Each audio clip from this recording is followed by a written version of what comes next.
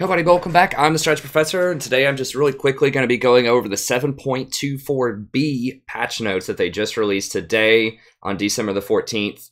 7.24b, Revenge of the Janna is what I would call these patch notes. And I'll explain why as we go into it. Now, these kind of caught me a bit off guard. I didn't think they were going to do the additional patch notes until next week.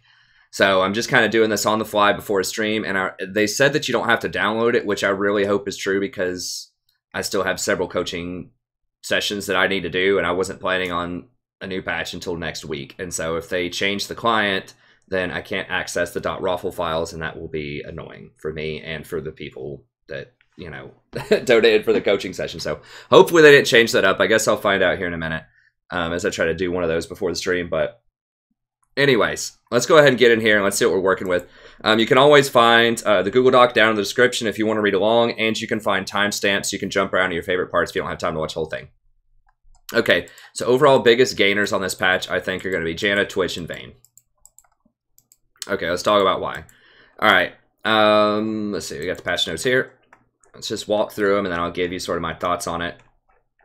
And I read over it and, you know, wrote down some stuff as well, as usual.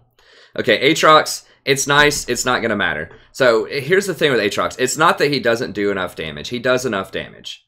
The problem is that he doesn't have very good gap closers. All he has is a jump, which is pretty easy to avoid in many situations. Now, they did change his jump so that you can no longer knock him out of the air with like a Vayne Condemn or a Janna Tornado or whatever. So that's pretty good. He's a very difficult champion to balance, though, because basically he just wants to walk up and auto-attack you. And those types of champions are usually either just complete garbage because, you know, they don't have other utility, they don't have a lot of gap closers and things like that, or they're overtuned to the point where they're too powerful. I don't think he's there yet. But this certainly does give him some damage. I mean, his Blaze of Torment, his E, does a little bit of extra damage, like 5 extra damage. That's not going to matter. His Q, Dark Flight, does an extra 10. But he's still going to get kited most of the time. Now, he's going to be better in, like, silver, bronze, maybe gold, where people actually will try to sit there and auto-attack him. But for everyone else, they're just going to run away and kite him most of the time. Or just crowd control him and kill him. Now, one thing that made Zen used to fall into this camp for a long time, and that's why Zen wasn't played. But one of the big reasons that Zen's able to get away from this, because he has the same kind of formula, like a one-time long cooldown gap closer. Now, he does have a bit more crowd control than Aatrox does, because he has the gap closer, which slows, and he has his triple hit, which knocks people up. But the thing they did to Zen to make him really powerful is his ultimate, like, negates all range damage. So he's basically immune to all damage except for people within his little radius while he's doing his thing. And so he's a very similar champion. He has really fast attack speed, tons of damage, a little bit more crowd control, now invulnerability from range damage, and he still has a lot of healing as well. So Zen is kind of the better version of Aatrox. Now, I still wouldn't recommend Zen top lane, but that's sort of just the evolution of balancing that they've done. Is they need to do something like that with Aatrox, is what I'm trying to get at. They need to do something where he, you know, has some sort of mechanic or utility or some way to either make himself invulnerable or to just stop himself from getting kited and killed. So, you know, we can argue about whether the Zen change is too powerful. A lot of people think it is. It's certainly annoying to play against, I'll say that. But anyways, Aatrox needs something like that. He needs some love. He needs a bit of an overhaul, changes some of his abilities. I know they just changed him, but he has the same kind of identity, which is run in and just get kited. Okay. Now, Nasus works around this. Nasus is similar to that, but Nasus has, once he gets to a high level, a fairly short cooldown Wither.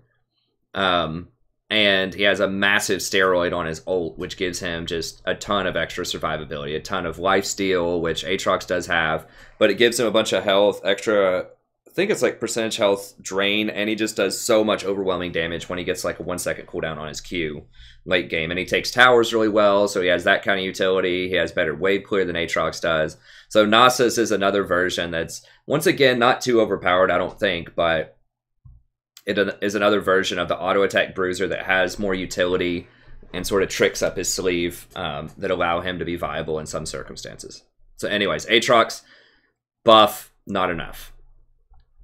Jayce, This is probably mostly for challengers and pro players. Jayce is a pretty difficult character to play correctly. He obviously has like 6 different abilities, 7 if you include his ult, because each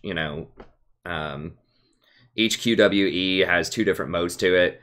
He does a ton of extra damage early. He's very oppressive, but then he falls off late game because of similar reasons to Aatrox. A lot of times he just has to run in there and try to do his thing. Now, he has higher burst than Aatrox does, so he has that going for him. And he does have the poke off his Q if you're really accurate with those shock blasts. But he just doesn't bring a ton of utility. He has the speed up, which is nice. But historically, he has a really hard time in the late game. So he has to dominate early and just completely out-pressure the enemy lane. And this is going to hurt him a lot with that, because one of his combos, I believe, I'm not a Jayce expert, but I'm pretty sure, he dives in with his hammer form, turns on his little electrocute stuff, hits somebody a couple of times, and then knocks him away with Thundering Blow so that they can't retaliate, and then he, goes back to ranged. Like, that's kind of, you jump at him, hit him, and then knock him back, just for a little bit of extra trade. And now he's not going to be able to do that as often. And I'm not sure about his windows, once again, like specific matchups and things like that. But anytime you give somebody, 33% extra cooldown, like 5 off a base of 50, extra cooldown, that's bad. And then early game, taking away, a 12.5% of his damage on his shock blast early is a pretty big deal. And this gets multiplied too. Don't forget when he throws it through the shock gate, or whatever that thing is, the warp gate, it gets amplified based on this base damage. So this is basically some damage off of him early, and then he also loses one of his major trading tools, or it becomes much, much longer on the cooldown early on. So I'm not a Jayce master, but this looks like it's taken some heat off of him early. Does he run sorcery? I imagine he probably does, right? Yeah, and he runs sorcery. So that's going to hurt him a lot. That's going to be a common theme of this, of these patch notes, is that anything that runs sorcery is definitely going to take a hit. And he runs lethality. Yeah, I forgot he usually runs lethality too. Yeah, so he's getting a quadra hit here. So he's losing lethality off of each of the 2 items that he gets. So he's losing damage there. He's losing AD, just flat AD off of running the sorcery path early, which is a really big deal for him. Aerie got nerfed a couple of patches ago, so that hurts him. Mana flow ban, I'm not sure about his mana management problems top, but I think he can definitely go and so the nerf to mana flow hurts him, and the nerf to Scorch is going to hurt him. So he's losing a lot of his early game bully power, and he relies very heavily on that to snowball games. You can see here, his percentage win rate, depending on how long the game is. So it just straight down. If the game takes much longer than 30 minutes, he starts to have a really hard time. So most people in solo queue can't leverage his power windows enough to get ahead early and to carry that advantage to other lanes. So it's not going to affect most play, but at top end levels, I think that's going to hurt him a lot. So at challenger pro play, you probably won't see him as much. I mean, even like North American pros can't even really use Jayce optimally. It's really just a handful of Korean pros that can use him. At Con and such, that'll use him at a really optimal level. So yeah, he's okay. I don't think it's going to matter for most people in solo queue. If you're a Jayce specialist, it sucks. This is a bad patch for you. But for other people, it's whatever. It's not going to affect the overall meta too much. In pro play, he does hold down other scaling picks as much. I think he really hurts things like Camille and Fiora early game, and Jax early game, I would imagine, that he has very favorable matchups to them. So if you take them out of the equation, or if you take Jayce out of the equation, then it does empower those, which we'll talk about in a second. So that does matter, that he's a bully that's, taken off the table a little bit. Okay, Kayn. I'm not really sure why he's not played that much more. I think he's just getting crowded out by other bruisers, like Xin Zhao, Shyvana, and champions like that just scale harder than he does. Now, this is going to hurt him on this patch because I'm pretty sure he's a lethality user, right? Yes, definitely a lethality user, so that's going to hurt him. But he does use electrocute instead of sorcery, which is okay. The problem is that Xin and Shiv use press the attack, which is also not affected by the sorcery nerfs.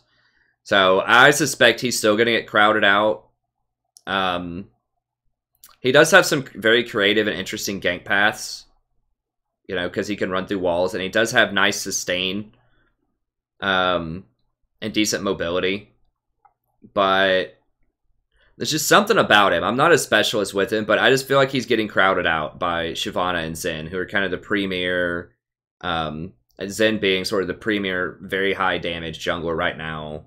And then Shyvana being like just the monstrous scaler that's just so difficult to stop because she just wins. She can win by out farming you, and she can like 1v1 just about anybody with press the attack. So I think they're just better duelists is the word that I'm looking for in the jungle, and I think that's what he is primarily.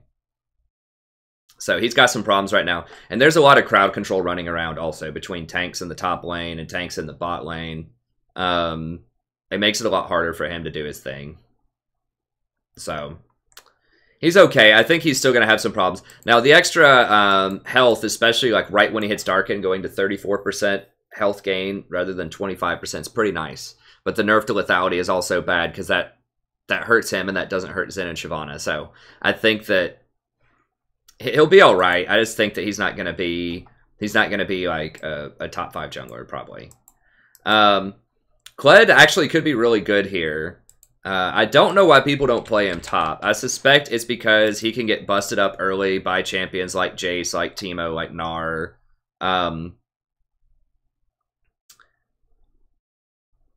Yeah, he falls off really hard if the game goes long. I don't know. I just don't know enough about Kled, honestly.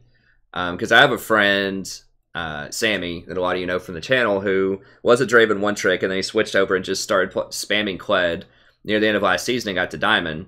He's playing Kled every game, and he had a huge win rate with him. And I've seen some really dangerous Kleds out there. So I feel like he's good, he's just not played that much, and I don't know why he's performing so poorly. Just don't have good answers for that. But, I mean, he is a press the attack user, which is good.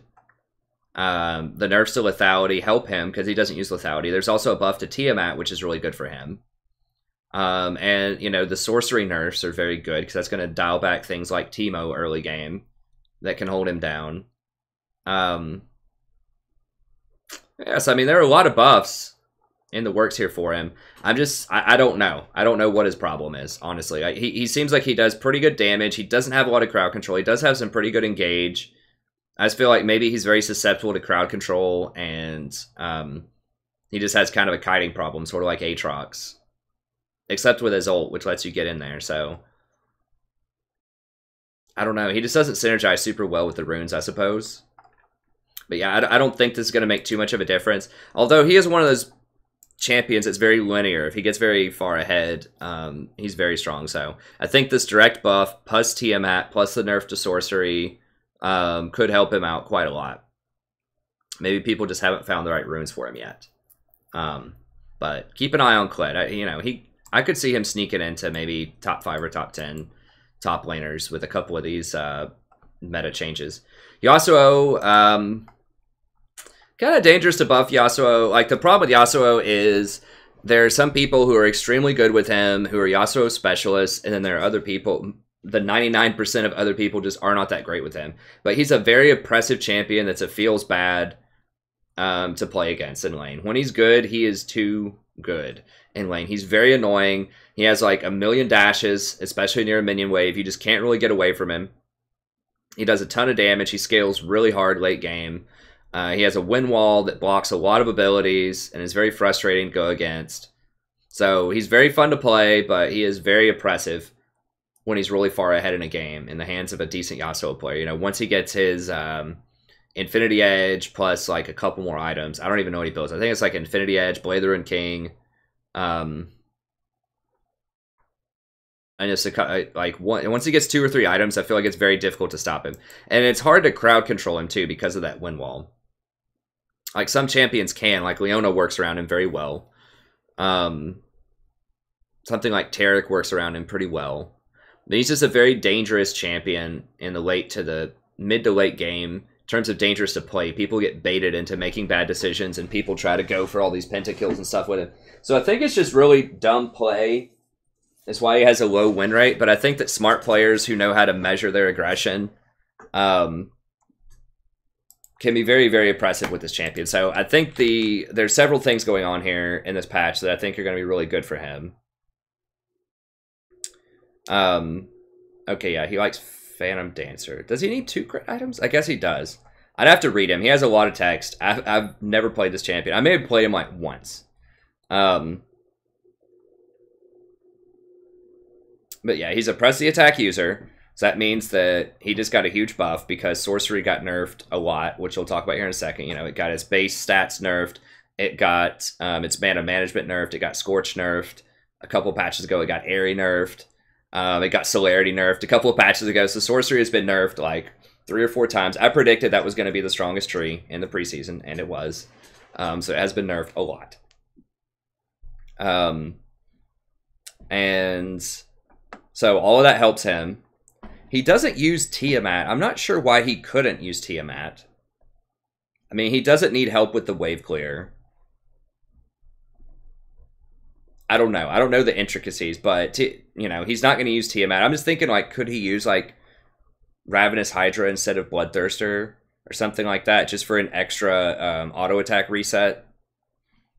I don't know. I don't know what's up with that, but his itemization is still really good. It's intact. He scales very well. As you can see, win rate by game length. He needs a few items to start taking off. But now he's not going to be as oppressed by Teemo top lane. I mean, Teemo will still hurt, but I think he could definitely rise a little bit here. But it still doesn't fix his fundamental problem that people just won't play him correctly. He's very difficult to play, and he's very easy to bait yourself on. But he does get 20% more damage on his Q level 9, which is really dangerous. Because remember, he gets a ton of crit strikes, so it's not just an extra 20 damage. A lot of times, especially with Infinity Edge, it's going to be an extra 50 damage, because he's going to get that, you know, 250%. Or an extra 150% on top of the 100% base. Extra range on the R is going to let him make more plays from a longer distance. I think he still has problems with tanks. I mean, Champion.gg doesn't do a good job of articulating, and I know because I've looked, you know, the stuff that it says that counters Janna or other things that I have a ton of experience on is not really that accurate. Yeah, here, like, it looks like tanks are his major problem, but I don't know how the validity of these things. And yeah, he's good against mages. So, the fact that early oppression has also got nerfed, you know, with sorcery. That's going to help out things like Maokai and Shen and Ornn. And I don't think he has good matchups into those. I'm not sure. As far as mid lane, I don't know. Like, maybe he's better in the mid, because that's where you're going to run into a lot of sorcery users. So maybe he's better in the mid lane now than he is in the top lane. It looks like he wins more in the top lane, but who knows? He's played about equally in both roles. I don't know. I still think he's going to be rough, but this helps. If you're a specialist Yasuo user, this will certainly help you. But I still think he's going to have a tough matchup against tanks, and I think tanks are some of the biggest winners, tanks and bruisers. Now, a big question here is, what is his matchup like into Fiora, Camille, and Jax? That's a big question for me, because those champions are very good into tanks, in theory. And if they're good into Yasuo too, that's going to be rough, because I think people are going to start playing more of the Fiora and the Camille, because the Tiamat buff helps them out a ton. And those are also, I guess he's oppressed the attack, but so are they users. So, and Irelia, I'm not sure how he matches up into those. That seems like it's a skill matchup, but I just don't know who would have the edge in those kinds of fights. That's very, very intricate, high mechanical stuff going on there, and I just haven't played those matchups enough to really know. But overall, it's good. If you like Yasuo, this is one of the best patches on him in a while. Just make sure you play him a lot in normals before you try him out in ranked. He's very difficult to play correctly. Okay. The Tiamat buff. This is really big, and I've been saying this for a while, is if they ever buff Tiamat, I already thought that Camille, Fiora, I've already thought these champions are pretty good in this meta. We're just not seeing them enough. They're just underrepresented. And I think that this Tiamat buff is massive. I mean, 25% extra damage on Tiamat completion is a big deal. 5 AD is a big deal. I mean, that's like an extra, like 200 gold. So just imagine that Tiamat pretty much costs 200 less gold. That's not exactly how it works, but you get 200 more gold efficiency out of it. And particularly Titanic Hydra got a big buff on the AD there. So that's really good for Titanic tank type of champion. So most champions get Titanic. Very few get Ravenous. The only champion that I think that consistently gets Ravenous, it's like a popular champion, is Fiora, because she wants that double lifesteal with Death's Dance and Ravenous. But a lot of champions like Irelia and like Jax, Camille, they want to go Trinity plus Titanic. And this is going to help them out a lot. I mean, Trinity already got a buff in the preseason because the base AD of everybody went up, which indirectly buffs Trinity. And then, what is that item? Steric's Gauge got a buff that was pretty significant. And now we're getting Titanic Hydra's getting a buff. And all of these other things are getting nerfs, and they all use Press the Attack, which is still really good. It did just recently get a pretty significant nerf, but it's still good. So yeah, I mean, I think this is going to help out. And Bramble Vest got nerfed. Now, tanks are still really good because Sunfire got buffed, but Bramble got nerfed, so I don't know. It might still just be the Shen, Maokai, Ornn show top lane, but I think that especially Fiora could break out of that. Now, did Maokai, did he use Scorch? I think he still used Scorch, right? Yeah, he used Mana Flow and Scorch. So even though he's not a main, you know, abuser of sorcery, because he doesn't take it as his main tree, he still gets Mana Flow and Scorch nerfed off of him. So that's actually pretty nice. That's going to hurt Maokai twice on this patch. And so that might buy Fiora enough time top lane to really go into something like a Maokai. Because once she gets a couple of items, I'm pretty sure she can tear him open. I mean, in theory, she should be able to. She's designed to be a tank breaker. And she uses, looks like Celerity and Gathering Storm a lot of the time, which won't affect her. Those changes won't affect her then, because she doesn't use Scorch. Yeah, looks like she beats mostly fighters. I don't know. We'll see. We'll see. I think it's definitely good news. I just don't know if it's enough to bring those champions like fully into the spotlight, but don't be surprised if you see more Jax, Fiora, Camille, and Irelia top lane, because this certainly helps them out quite a lot, especially in the mid game, especially after the nerf to Bramble Vest, and, you know, including the nerf to Scorch. Now, what is Ornn? Does Ornn use...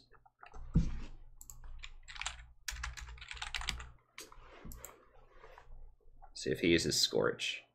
He does use Scorch. Okay, so he uses Nullifying Orb and Scorch a lot of times. Okay, good. So that's going to hurt his early game too a little bit. So that is going to give champions like Fiora, Camille, and some of these other users who don't abuse Scorch. And Scorch is like the most abusive early game rune in the game right now. It does 30 damage at level 1 is just a ridiculous amount. And so this is going to help their matchups by a lot. So yeah, we'll see. We'll see. I feel like you might see more of these bruisers top lane, but we'll have to see how it goes. This is another thing that helps bruisers, and so it's not going to matter for tanks, but this is going to make, you know, if you want to get your Lord Dominic's Regards and your Giant Slayer to do a lot of extra damage, this is going to do a lot less damage to things like Fiora, like... you know, Irelia, Camille, the champions that don't have a ton of HP. It's going to, you're going to do a lot less damage to them off of that. But it's still going to cut into the tanks by quite a lot. So this helps out bruisers a little bit that the Giant Slayer line is down. Because then, like, if you have a Sejuani on your team and they get Lord Dominic's for the Sejuani, and you're running Camille, then you're not going to get that collateral damage. They're not going to also tear into you a lot when they're trying to specifically take out the Sejuani. So it just creates a bit more itemization, a few more itemization problems for AD carries when they're dealing with dangerous bruisers plus dangerous tanks. Okay, all the lethality got cut by 2. Not massive, but definitely meaningful, especially at the Serrated Dirk level. So that's primarily going to hurt Jhin and Misfortune in the bot lane, who really get that fairly quickly and get a good power spike off of it in lane. Like Zed and Talon really aren't being played that much. They get crushed by tanks. Tanks are still very popular, and they just, I'm not really sure. I thought that they would be a lot stronger in this preseason, and that was, one of my biggest predictions that just wasn't right. Right, that was something that I definitely dropped the ball on that one. I thought that they would be really, really good off of this, but we're just not seeing it. I guess a lot of it is mana flow was much stronger than I thought it would be, so it just has really empowered a lot of the AP champions, especially poke champions like Xerath in the mid lane, and then just sorcery in general is just so much stronger than whatever the red tree is, domination.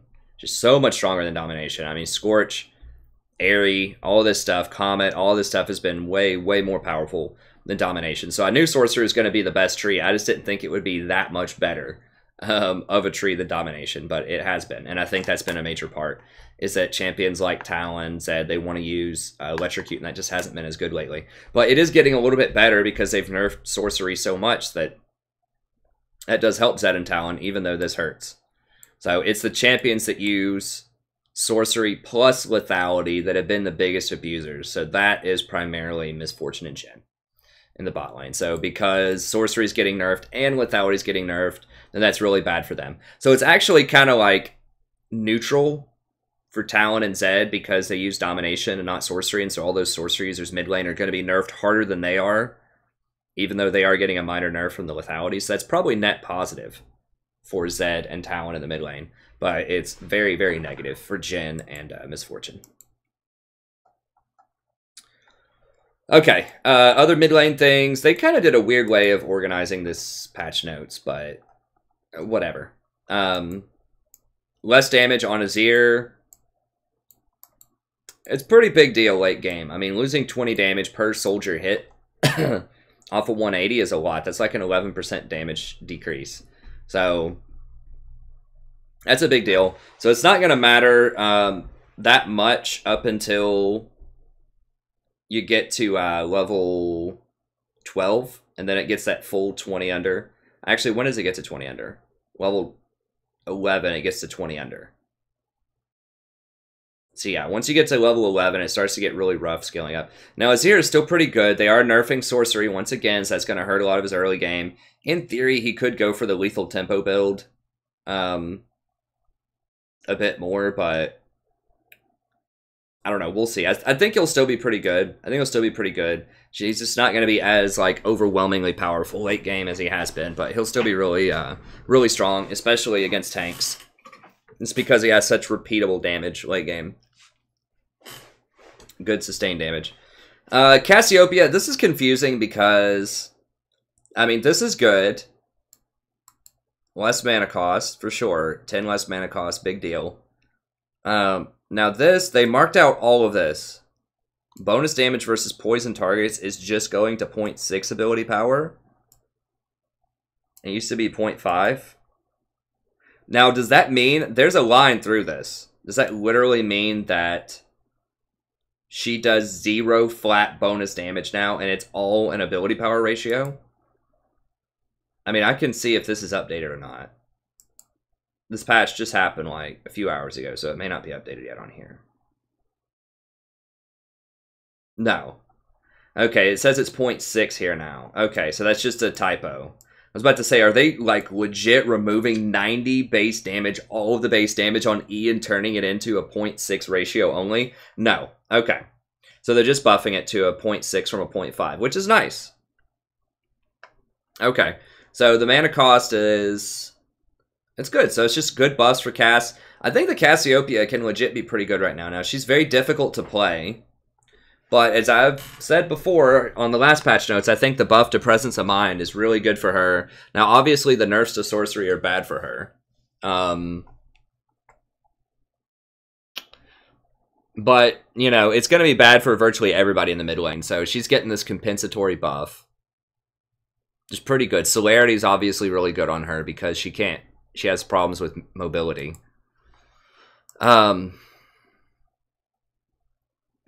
But yeah, I mean, it's a buff. I'm just not sure. We may see her, we may not see her. The nerf to Azir actually is the thing that might bring her back in the most because both of them kind of serve a similar role where they are designed to be heavy sustained damage tank breakers, Baron breakers, that type of thing. And this might give her a slight edge because she's getting they both get hurt by sorcery changes, and she's getting direct buffs, and he's getting direct nerfs. So the mana flow ban's probably going to hurt her the most, but she does get tier, and she does get Catalyst really early. So maybe this mana management problem is going to be a lot less impactful for her than it would be for other champions that don't get tier. Right, and that don't get a lot of extra mana management early. So things like Zera, things like Talia will probably be hurt more by mana flow band than she will be. But yeah, it's nice. We might see her in there every now and then, but in solo queue, if you're under Diamond, I would not worry too much about most Cassiopeia players that you see. She's very hard to play, and most people don't do that well with her. But she's very fun. She's one of my favorite mids. I'm not an all-star with her, but she is fun. Okay, Corki, minor nerf, but I would argue that Corki actually, like, Undercover got buffed on this patch. So he's losing 3 base attack damage, whatever. He's losing a little bit of attack damage growth. I mean, he's losing 0.5, so that's 9 AD by level 18. Which is significant. The Phosphorus Bomb, I mean, whatever. The damage is the same or very similar for the first few levels, and then later on, like, yeah, he takes damage to his Q, but his Q doesn't even, honestly, I don't think it matters that much later in the game. But he doesn't use sorcery as his primary thing that he gets, and that's what's gonna buff him against other mid laners. Is because now, like, he takes Fleet Footwork. Now he does usually take some combination of Mana Flow Ban and Scorch. So that's going to hurt him. But he is flexible, right? So he can still go something. Now, the Mana Flow nerf is going to hurt him for sure as a secondary. And Celerity is really nice on him. Now, what he could do, though, I mean, he could just go for, like, the free boots plus Biscuits. I mean, Biscuits provide quite a bit of mana regeneration, not as much as mana flow, but it's close. So he could just get Biscuits, and that gives you health, sustain, and lane. So he could just go over an Inspiration and just grab Biscuits and grab free boots. And, you know, Celerity gives you 3% move speed at all times. Those free boots give you an extra 10 move speed, which is, I mean, the 3% move speed off of Celerity, this hasn't been updated. It still says 4%, but it's 3% now. They nerfed it a couple patches ago. You know, it's on like a champion that has 325 base move speed, which is him, or is it like 330? It doesn't show his stats here. At least I'm not seeing it. His move speed is probably 325 or 330.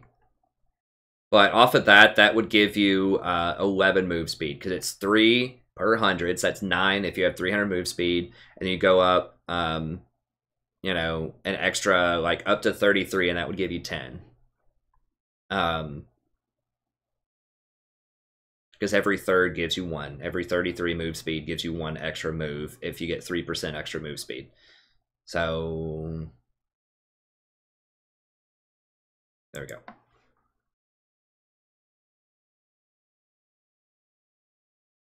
$325, yeah. Okay, so he's going to get somewhere between like 10 to 11 move speed off of Celerity. Guess what? Inspiration, those free boots have a free 10 move speed on them, so it's the same thing, except you also get a discount on your boots. So you get the boost for free, which is 300, and then you get a 50%, or you get a 50 gold discount on the upgrades. That's 350. So you're basically getting 350 extra gold. Now it's delayed. Obviously, you don't get that advantage early, so it is delayed. But I really don't see a problem with him going boots, biscuits early. That would give him more health sustain. That would give him similar mana sustain, I think. Maybe not quite as much as mana flow ban, but it's similar. So I think there are ways that he can work around the nerf to mana flow ban and Celerity. Like Scorch is going to hurt, obviously, but most mid laners use Scorch, and most of them can abuse it pretty well. So it's not like he's the only person who's using this. But I think that he has ways that he can work around that. And he scales very well into the late game also.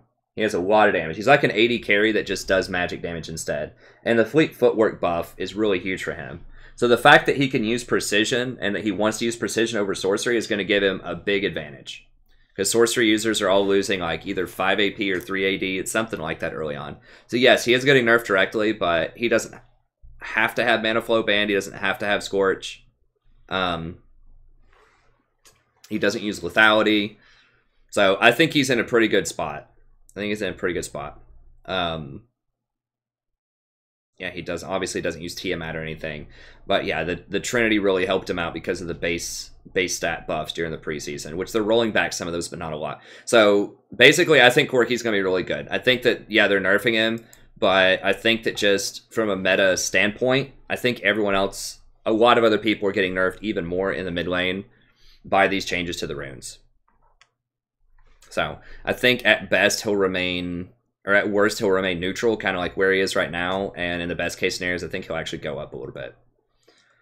Katarina is actually getting some. Now this is a nerf to her, obviously.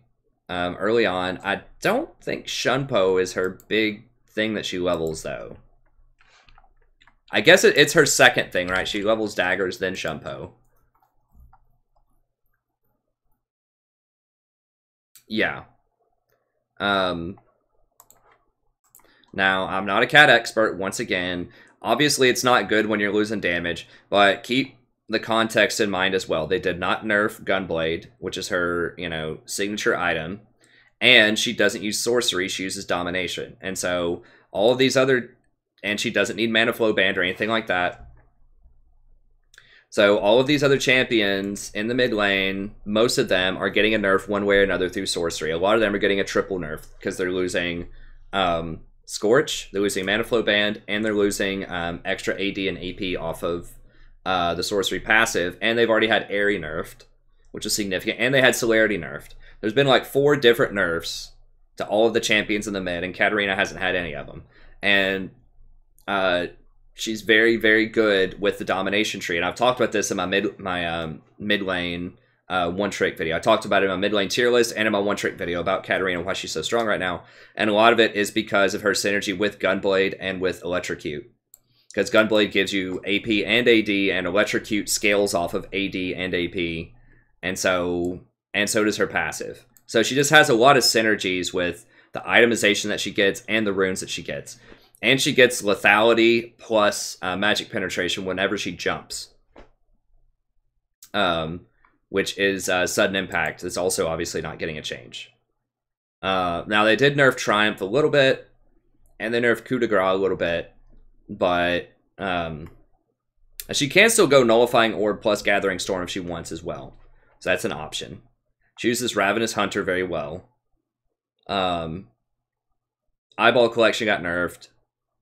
So, you know, there's a couple of things that have moderate things that have been nerfed about her. But the big thing is, it's going to be a lot harder for enemies to bully her out, because now she's not going to have to face down Scorch. It's not going to be as brutal early. They're not going to have as much mana just to spam their abilities on her early. And they're just not going to have the flat AP that they used to because of all these nerfs to sorcery.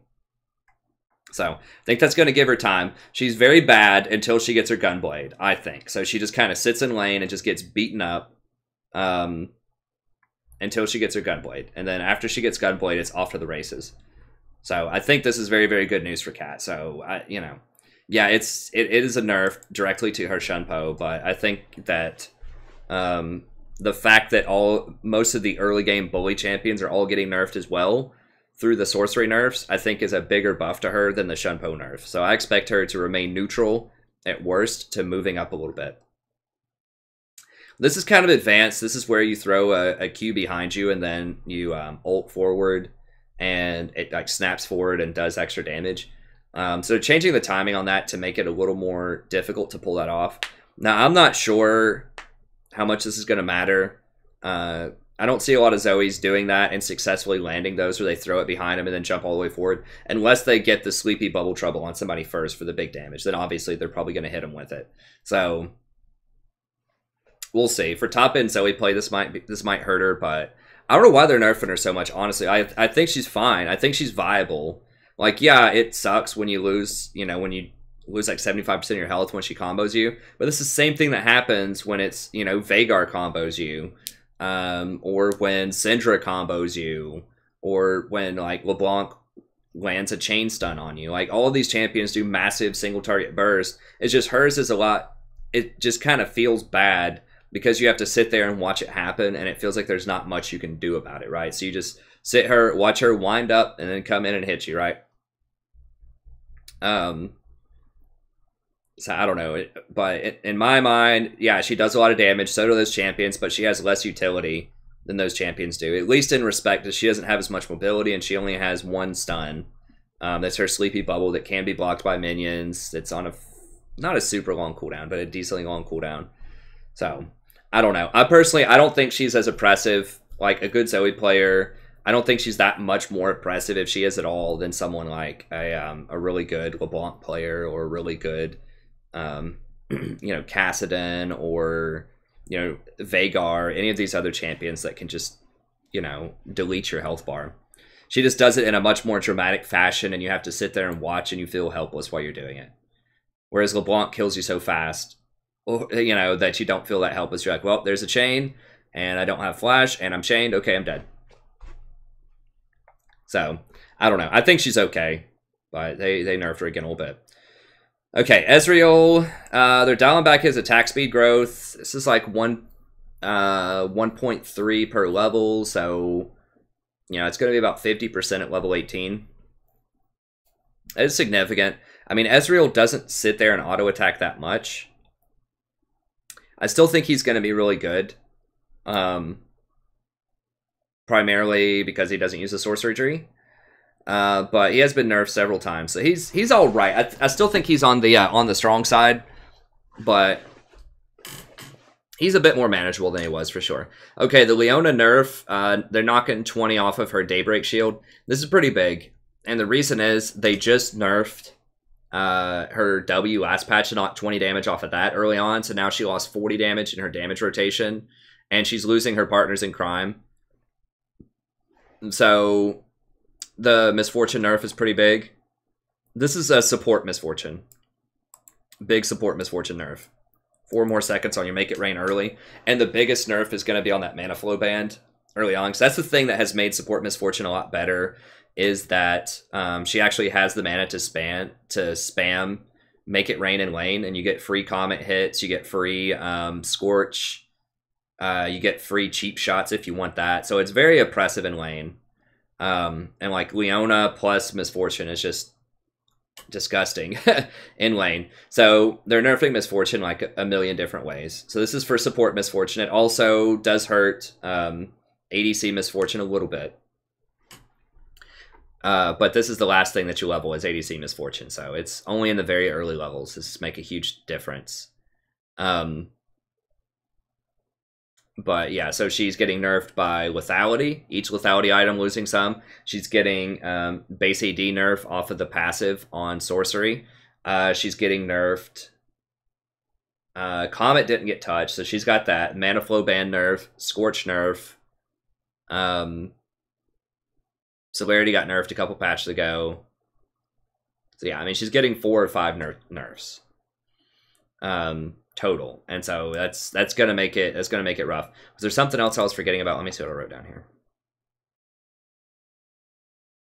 Yeah, triple nerf to Sorcery plus Lethality. I think that's like, I still think Misfortune will be pretty good potentially, especially at like silver, bronze, gold.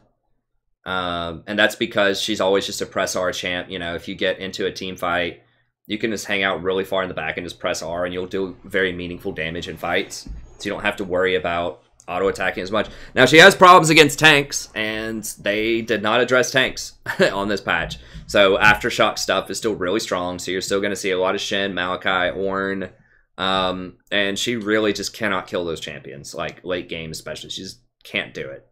So that's still going to be a big problem for her. Sejuani, tough to deal with. Leona, you know, Leona did get a nerf, but if Leona gets in her face late game, it's going to be hard to deal with. So she still has windows of weakness. But I think she'll be all right. And the same, very similar for Jhin. Jhin uses all of these same things as Miss Fortune. He's early game bully. He still has a problem killing tanks later. So I think it's going to hurt both those champions in the early game a lot. And this is why I said that I think the biggest gains on this patch are going to be Twitch, Vayne, and Janna. And that's because Miss Fortune and Jhin are the ones holding these champions down. Champions are very strong right now. But the fact that they don't use the sorcery tree, right? They don't use Scorch, they don't use Mana Flow Band, and they don't get the extra AD off of those trees. They use Press the Attack. Twitch is debatable. You can use Lethal Tempo on Twitch as well, but they both use precision things. And so they're already good. I mean, Vayne, like a good Vayne player is already pretty good. And even statistically, I mean, look at these guys. Like, they're already number 3 and number 4 up there.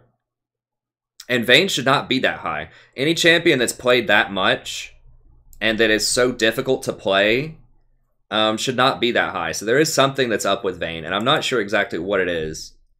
But she's very strong. If she gets a couple of items, she's really strong. And maybe it's her base AD. Like, that has to be it. Because I've been trying to figure it out. Because Press the Attack doesn't affect her her true damage. Does not affect true damage. A lot of people kind of mistakenly think that it does, but it's explicitly said it does not apply to true damage. Okay, so that's not it. 20% or 12% increased damage from all sources, except from true damage. So it does not affect her true damage bolts. All right, so that's not it. That's not why Vayne's doing so well. I think a lot of it, you know, they did nerf her Q, I thought. Because it can't crit anymore, but they gave it a higher AD ratio, and because she gets extra AD off of her ultimate now, I think, and she got an extra base AD increase in the preseason, and she gets extra attack speed from precision. I think all of this has come together to give her, yeah, it does 70% AD. So they increased this.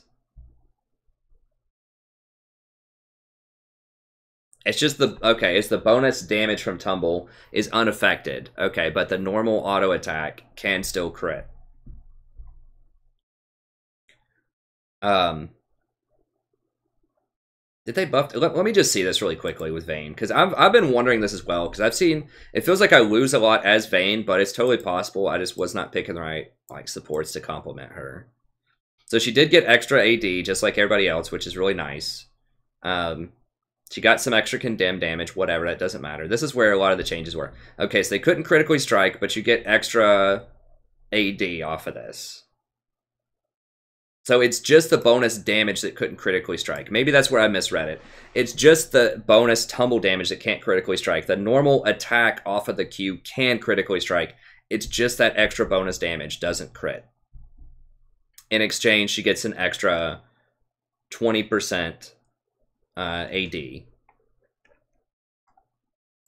So if we look at this, trying to think of what it, so if it was 30% AD and you had 200 AD, that would be 60 total damage. Or let's just take it out, let's talk about level 9 here. So if you had 200 at 50% each, that'd be 100 extra damage on your attack. If it crit, that would be up to 250 extra damage. At like an 80% crit rate. And then this goes to 70 flat, which is 140. But that can't crit, but the rest of it can crit. So you're getting an extra 40 damage. I don't know. So I guess that's where I miscalculated, because it can still crit, it's just that bonus damage portion can't crit.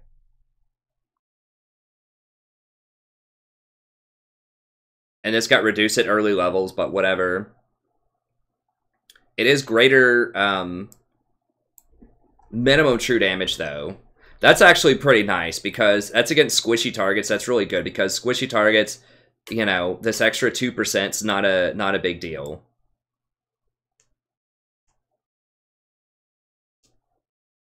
Then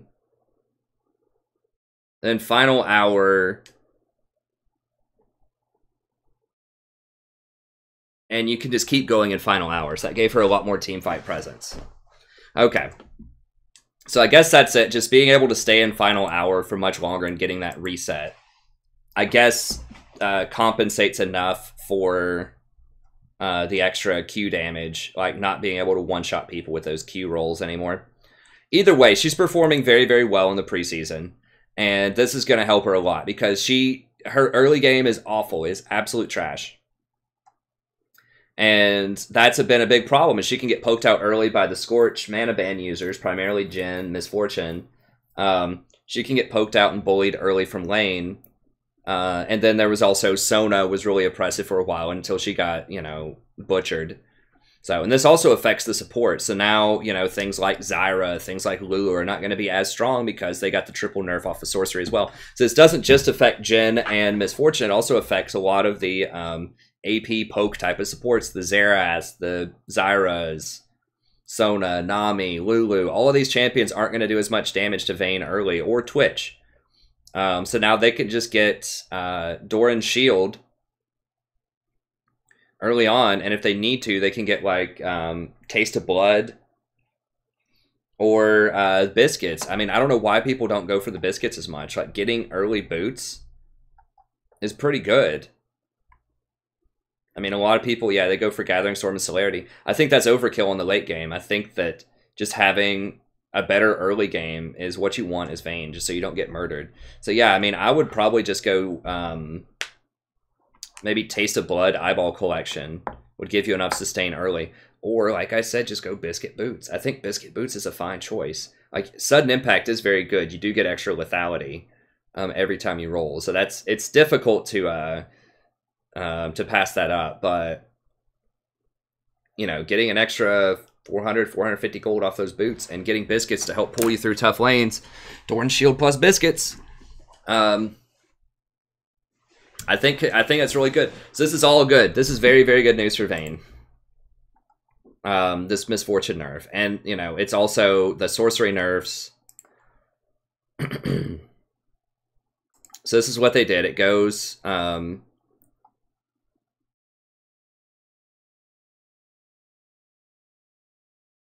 yeah, so both of them. So it's basically you lose 3 attack damage or 5 ability power in both of these. And then Mana Flow gets knocked from 60 seconds to 75.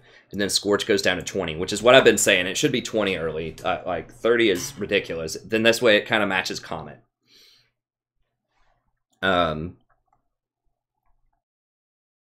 Yeah.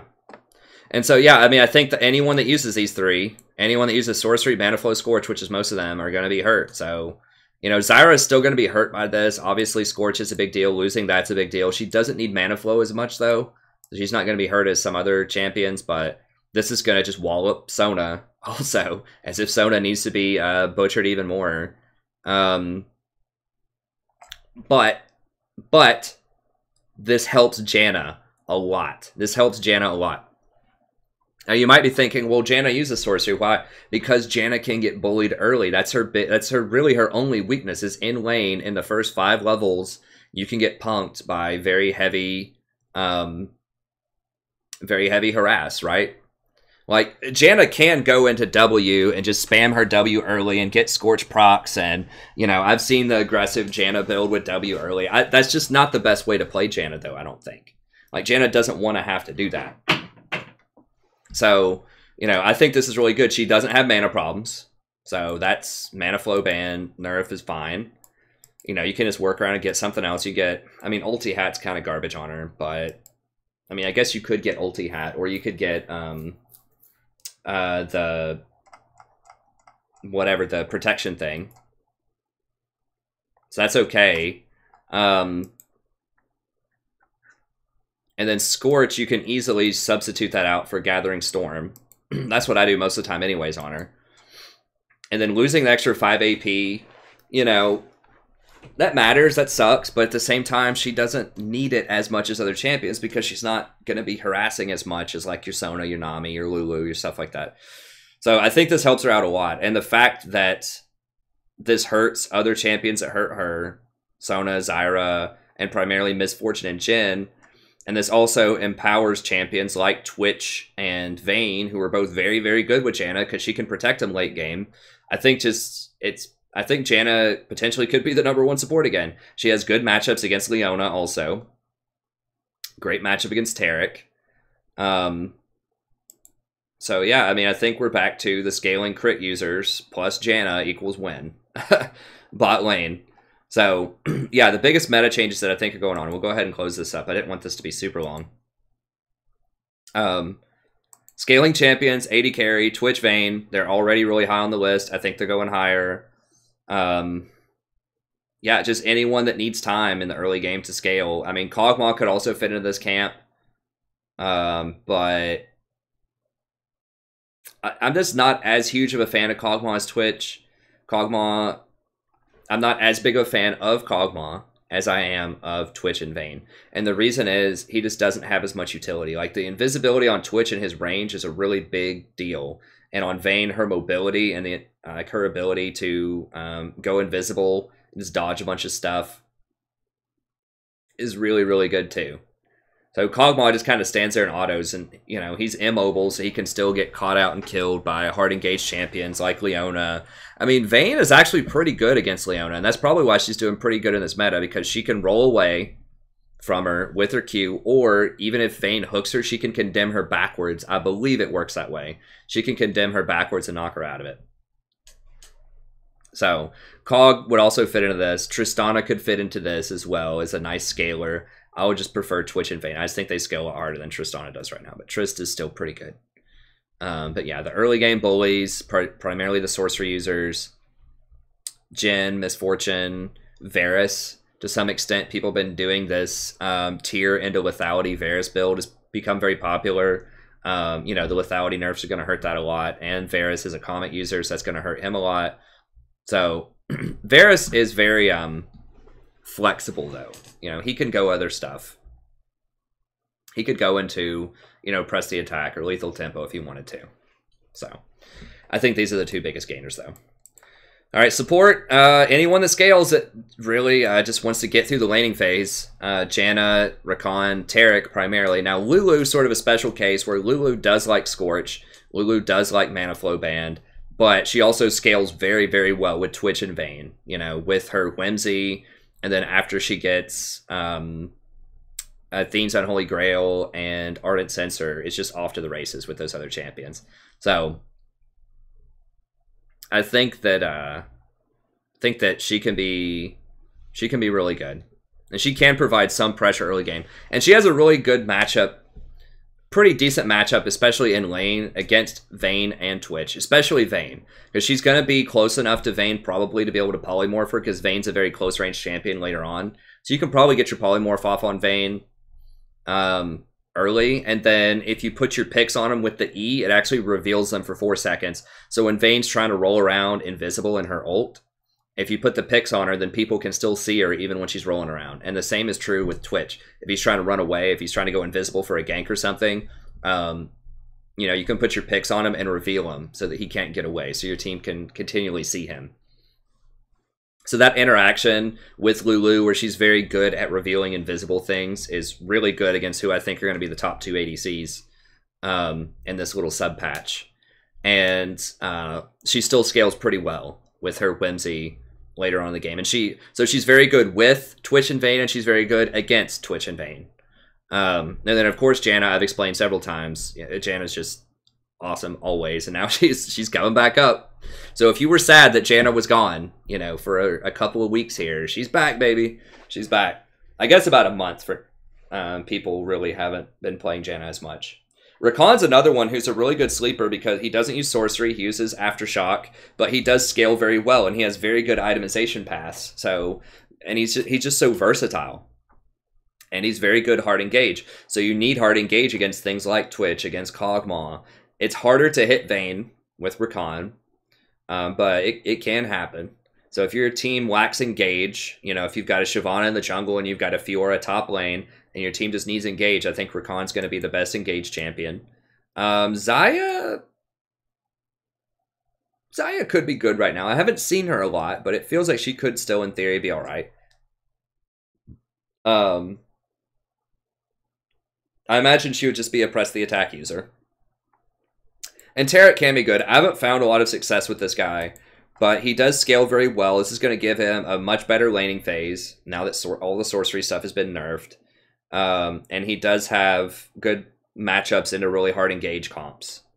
So Tarek can be good. You know, I haven't had success with him, but it's undeniable that he's pretty strong right now. Guardian still is pretty underpowered compared to Aftershock on most champions. On Tarek, you still want to go Guardian, I think. I would honestly, most of the time, I'd rather just have Janna or Lulu, though, rather than Tarek. I know a lot of people like Tarek. My problem with Tarek is he's so dangerous. If your team's losing the fight, if you're going to lose, you're going to die. You're not getting out. With Janna, Rakan, you're almost certainly going to be able to get out. With Lulu, it's like, maybe. You might be able to get out if you get your W back up and you can run away. So, he's okay. He's okay. He's best with champions where you have the hard engage and you can just put your ult on the hard engager rather than trying to react. So we'll see. I think these four will be kind of the biggest gainers here. I think that Lulu or Leona is still viable. I think that Thresh is still pretty good in terms of hard engage. I just think that the scaling 80 carries are back instead of the Comet users. It's going to be more about the late game rather than the early game. And I think that anyone that has the plus healing and shielding interactions are going to be, they're back. They're really strong. And that's the highest scaling kind of support is the plus healing and shielding because of all the synergies that are available. So, and I've talked about that a lot in past videos. But yeah, I think they're definitely coming back. Mid lane, I think it's Corki, Cat, LeBlanc. Basically people who use domination really well that don't rely on sorcery. Especially things that previously had gotten bullied out maybe by sorcery users like Scorch and things like that. And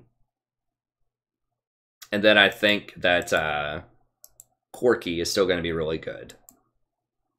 Even though they nerfed him a couple of times. I explained why, but I think he's still going to be really good.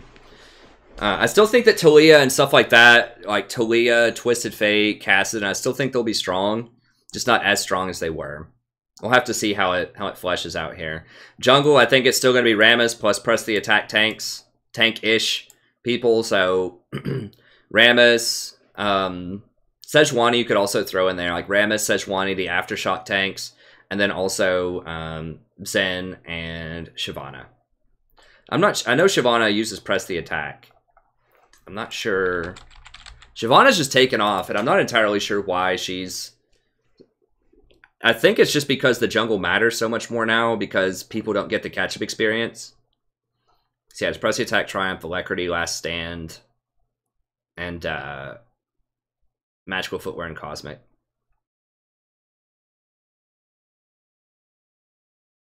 Yeah, and they're just going... I mean, she is a Hydra user, I think. She's very good with Hydra, so that helps her with the Tiamat, helps her with her wave clear. Not that she has a hard time with wave clear, jungle clear. Yeah, so I still think she's going to be pretty good.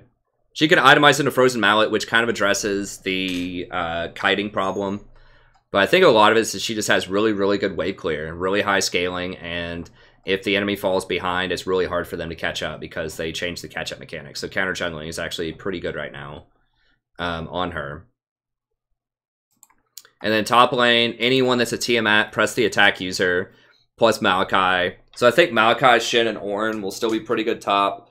And then I think that Fiora and Camille specifically might make a comeback, especially Fiora. I've been waiting on her to have a breakout, but we just don't see it a lot. Now, Camille and Fiora are much, much harder to play than Malachi, Shin, or Ornn. So that could be a thing too. Ornn has his challenges. Ornn definitely has his... Ornn is the hardest of the three tanks to play correctly, I think. But anyways. Okay, that's going to be it. Thank you very much. Have a good day, and I'll see you next time.